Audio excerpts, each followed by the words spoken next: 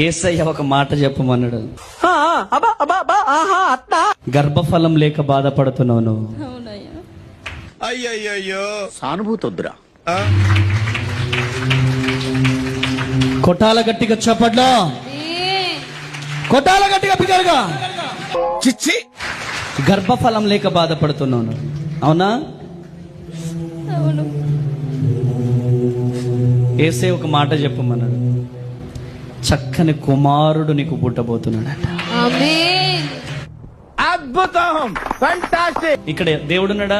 100% ఉన్నారు. 100% ఉన్నాడా? ఎవ్వడు తగ్గటంలా, ఎవడు కూడా యాక్టింగ్ ఇరగదీసేస్తున్నాడు. ప్రైజ్ మ్యాన్ కొట్టేద్దామని. ఎందుకని వచ్చిందామె? గర్భఫలం లేక వచ్చింది. నిజమేనా? 100%. నిజమేనా? ఎందుకు అలా అరుస్తున్నావు? ఊరుకొక్క కలిసిందా? రికమాల రాబా షెకెదియాల రాబా,